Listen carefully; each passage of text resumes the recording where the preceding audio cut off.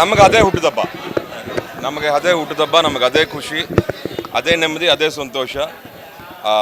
ಚಾಮುಂಡಮ್ಮನ ದರ್ಶನ ಆಯಿತು, ಅಮ್ಮನ ನೋಡ್ಕೊಂಬಂದೆ, ಏನೋ ಒಂಥರ ನೆಮ್ಮದಿ, ಏನೋ ಒಂಥರ ತೃಪ್ತಿ. ಅಲ್ಲಿಂದ ಬೇರೆ ಒಂದು ವೃದ್ಧಾಶ್ರಮಕ್ಕೆ ಹೋಗಿ ಅವ್ರ ಜೊತೆ ಒಂದು ಸ್ವಲ್ಪ ಕಾಲ ಕಳೆದು ಅದಾದಮೇಲೆ ಇಲ್ಲಿ ಬಂದು ನಮ್ಮ ಹುಡುಗರ ಜೊತೆ ಅವ್ರ ಜೊತೆ ಕಾಲ ಕಳೀತಾ ಇದ್ದೀನಿ. ಇಲ್ಲಿ ಬಹಳ ಪ್ರೀತಿ ಇರೋವಂಥ ಜಾಗ, ಬಹಳ ಪ್ರೀತಿ ಮಾಡುವಂಥ ನಮ್ಮ ಅಭಿಮಾನಿಗಳು, ಅವ್ರಿಗೆ ಸದಾ ಚಿರಋಣಿ. ಅವರಿಂದನೇ ನಾವು. ಖುಷಿಯಾಗುತ್ತೆ.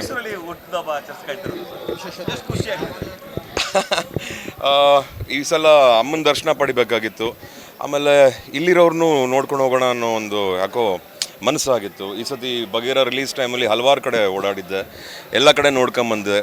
ಸೊ ಈ ಸಲ ನಾನೇ ಸ್ವಲ್ಪ ಮತ್ತೊಮ್ಮೆ ಮೈಸೂರಿಗೆ ಹೋಗಿ ಬರೋಣ ಅಂದಾಗ ಇಲ್ಲಿ ಮಿಕ್ಕಿದ್ದೆಲ್ಲ ಇವ್ರ ಅರೇಂಜ್ಮೆಂಟ್ಸು, ಇದೆಲ್ಲ ನನಗೆ ಐಡಿಯಾನೇ ಇರಲಿಲ್ಲ, ಇದೆಲ್ಲ ಈ ಥರ ಮಾಡಿದ್ದಾರೆ ಅಂತ. ನಾನು ದೇವಸ್ಥಾನಕ್ಕೆ ಹೋಗ್ಬಿಟ್ಟು ಬಂದೆ. ಆ್ಯಂಡ್ ಖುಷಿ ಆಗುತ್ತೆ. ಆ್ಯಂಡ್ ಏನೋ ಒಂಥರ ಮೈಸೂರು ನನಗೆ ಬಹಳ ಹತ್ತಿರವಾದಂಥ ಜಾಗ, ನಾನು ಭಾಳ ಪ್ರೀತಿಸುವಂಥ ಜಾಗ ಮೈಸೂರು. ಸೊ ಖುಷಿ ಆಗುತ್ತೆ. ಸರ್, ಈ ಬಾರಿ ಬಗೀರ ಸಾಕಷ್ಟು ಸಕ್ಸಸ್ ಕಂಡಿದೆ ಸರ್ ಈ ವರ್ಷದ ಸಾಲಿನಲ್ಲಿ. ಮುಂದಿನ ವರ್ಷದ ಪ್ಲಾನ್ಗಳೇನಿದೆ? 100% ಹೇಳ್ತೀನಿ ಸರ್, ಎಲ್ಲ ರೆಡಿ ಆಗ್ತಾ ಇದೆ, ಬೇಗ ಹೇಳ್ಬಿಡ್ತೀನಿ. ಎಷ್ಟು ಫಿಲಮ್ಗಳು ಬರ್ಬೋದು ನೆಕ್ಸ್ಟ್ ಇಯರ್? ಯಾಕಂದರೆ ಕನ್ನಡದಲ್ಲಿ ಸಿನಿಮಾಗಳೇ ಕಡಿಮೆ ಬರ್ತಿದೆ, ಸೆಲೆಬ್ರಿಟಿಗಳು ಹೀರೋಗಳು ಅನ್ನಿಸ್ಕೊಂಡ್ರಲ್ಲ, ವರ್ಷಕ್ಕೆ 2 ವರ್ಷಕ್ಕೆ ಒಂದು ಫಿಲಮ್ ಮಾಡ್ತಿದೆ ಅಂತದ್ರಲ್ಲಿ ನೀವು ಒಂದಷ್ಟು ಅವಾಗ ಕಾಣಿಸ್ಕೊಳ್ತಿದ್ದೀರಿ ಸರ್. ಯಾರ್ಯಾರು ಆ ಥರ ಮಾಡಿದ್ರು ನಾವೆಲ್ಲರೂ ತಿದ್ಕೊಂಡಿದ್ದೀವಿ. ಬಹುಶಃ ಎಲ್ಲರೂ ವರ್ಷಕ್ಕೆ 2-3 ಸಿನಿಮಾ ಕೊಡಬೇಕು ಅಂತ ಅಂದ್ಕೊಂಡಿದ್ದೀವಿ. ಆ ತಾಯಿ ಚಾಮುಂಡೇಶ್ವರಿ ಎಲ್ರಿಗೂ ಆಶೀರ್ವಾದ ಮಾಡಿ ಒಳ್ಳೊಳ್ಳೆ ಕತೆ, ಒಳ್ಳೊಳ್ಳೆ ಟೀಮ್ ಕೊಟ್ಟು ಇದಿಷ್ಟು ನೆರವೇರಿಸ್ಕೊಡ್ಲಿ ಅಂತ ಈ ಮೂಲಕ, ನಿಮ್ಮ ಮೂಲಕನೇ ಎಲ್ಲರೂ ಕೇಳ್ಕೊತಾರೆ. ಮಂದಿರಗಳಿಗೆ ಸರ್ ಜನ ಬರ್ತಿರಲಿಲ್ಲ ಸರ್, ಈ ನಡುವೆ ಭೈರತಿ ರಣಗಲ್ ಆಗ್ಬೋದು, ಭಗೀರ ಆಗ್ಬೋದು, ಹೀಗೆ ಸಾಕಷ್ಟು ಫಿಲಮ್ಗಳಿಗೆ ವೀಕ್ಷಣೆ ಮಾಡಲಿಕ್ಕೆ ಬರ್ತಿದ್ದಾರೆ ಜನಗಳಿಗೆ, ಅಥವಾ ಈ ವೀಕ್ಷಕರಿಗೆ ಪ್ರೇಕ್ಷಕರುಗಳಿಗೆ ಏನಾದರೂ ಇಷ್ಟಪಡ್ತಾರೆ ಸರ್, ಅಭಿಮಾನಿಗಳಿಗೆ ಏನಾದ್ರು? ಸರ್, ನಾವು ಏನು ಹೇಳೋಕ್ಕಾಗಲ್ಲ ಸರ್. ಅವ್ರಿಗೆ ಏನು ಇಷ್ಟನೋ ಅದನ್ನೇ ಮಾಡ್ತಾರೆ. ಅವ್ರಿಗೆ ಇಷ್ಟ ಆದರೆ ನಮಗಿಷ್ಟ ಆಗುತ್ತೆ, ಅವ್ರಿಗೆ ಇಷ್ಟವಾಗಿಲ್ಲ ಅಂದರೆ ನಾವೇನೋ ತಪ್ಪಿದೆ ಅಂತ ತಿದ್ಕೊಂಡು ಮುಂದಕ್ಕೆ ಹೋಗಬೇಕೆ ಹೊರತು ನಾವು ಅವ್ರ ಬಗ್ಗೆ ಏನು ಹೇಳೋಕ್ಕಾಗಲ್ಲ. ಅಭಿಮಾನಿಗಳೇನು ನಿರ್ಧಾರ ತಗೋತಾರೋ ಅದ್ರ ಪ್ರಕಾರ ನಾವು ಉಳ್ಕೊಂಬಂದಿದ್ದೀವಿ, ಹಾಗೆ ನಮ್ಮನ್ನು ಬೆಳೆಸ್ತಾ ಇದ್ದಾರೆ. ಸೊ ಅವ್ರ ಚಾಯ್ಸ್ ಅನಿಸುತ್ತೆ at the end of the day. ನಾನು ತೆಗೆದಿದ್ದನ್ನ ನೀನು ನೋಡಲೇಬೇಕು ಅನ್ನೋದಕ್ಕಿಂತ ತೆಗ್ದಿದ್ದೀನಿ, ಒಂದು ಸತಿ ಬಂದು ನೋಡು ಅನ್ನೋದು ಬಹಳ ವಾಸಿ ಅನಿಸುತ್ತೆ. ಅದು 10 ಸಲ ಆಗ್ಬೋದು ಇಷ್ಟವಾದರೆ. ಸೊ ಹಾಗೆ ಅಂತ ಅನ್ಕೋತೀನಿ. ಬಗೀರ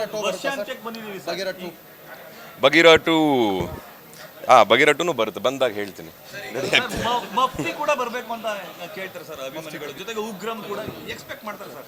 ಎಲ್ಲ ನಾವು ಎಲ್ಲರೂ ಕೇಳ್ಕೊಳ್ಳೋಣ, ಆದಷ್ಟು ಬೇಗ ಅದೆಲ್ಲ ಆಗಲಿ ಅಂತ ನಾನು ಕೇಳ್ಕೊತೀನಿ. ಸರ್, ಈ ವರ್ಷ ಸರ್ ಒಂದಷ್ಟು ಕಹಿ ಘಟನೆಗಳು ನಡೆದಿದೆ.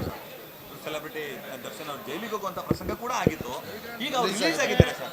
ಕನ್ನಡ ಚಿತ್ರರಂಗಕ್ಕೆ ಏನಾದರೂ ಇನ್ನು ಮುಂದೆ ಏನಾದರೂ ಒಳ್ಳೆ ದಿನಗಳು ಬರ್ಬೋದಾ? ಹೇಗೆ ಏನು ಹೇಳ್ತೀರಿ ಸರ್ ಈ ಸಂದರ್ಭದಲ್ಲಿ? ಕೆಟ್ಟದ್ದು ಬರದೆ ಒಳ್ಳೆ ದಾರಿಗೆ ಕರ್ಕೊಂಡು ಹೋಗೋಕ್ಕೆ, ಒಳ್ಳೆ ದಿನಗಳನ್ನ ತೋರ್ಸೋಕ್ಕೆ.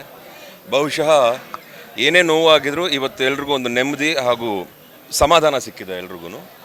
ಎಲ್ಲ ಕಡೆ ಹೇಳಿದ್ದೀನಿ, ಮತ್ತೊಮ್ಮೆ ಹೇಳ್ತೀನಿ, ಕಾಲಾಯ ತಸ್ಮೈ ನಮಃ. ಎಲ್ಲದಕ್ಕೂ ದೇವ್ರು ನೋಡ್ಕೊತಾನೆ, ಅವ್ನು ಉತ್ತರ ಕೊಡ್ತಾನೆ, ಎಲ್ರಿಗೂ ಒಳ್ಳೆದಾಗುತ್ತೆ. ಅಫ್ಕೋರ್ಸ್ ಎಸ್ ಭೇಟಿ ಮಾಡ್ತೀವಿ. ಆ್ಯಂಡ್ ಅವ್ರಿಗೂ ನೋಡ್ಕೋಬೇಕಲ್ಲ, ಚೆಕಪ್ ಅದು ಇದು ಟ್ರೀಟ್ಮೆಂಟ್ಸ್ ಎಲ್ಲ ನಡೀತದೆ.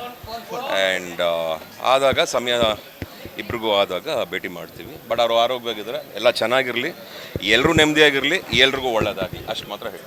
ಸರ್, ನಟರಿಂದ ಸಿನಿಮಾ ಕತೆ ಅಲ್ಲ ಸರ್, ಕತೆಯಿಂದ ನಾವು ನಟರು.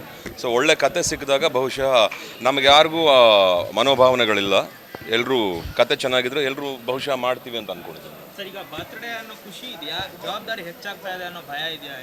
ಎರಡನೇದೇ ನಿಜ, ಜವಾಬ್ದಾರಿ ಹೆಚ್ಚಾಗ್ತಿದೆ ಅನ್ನೋ ಭಯ.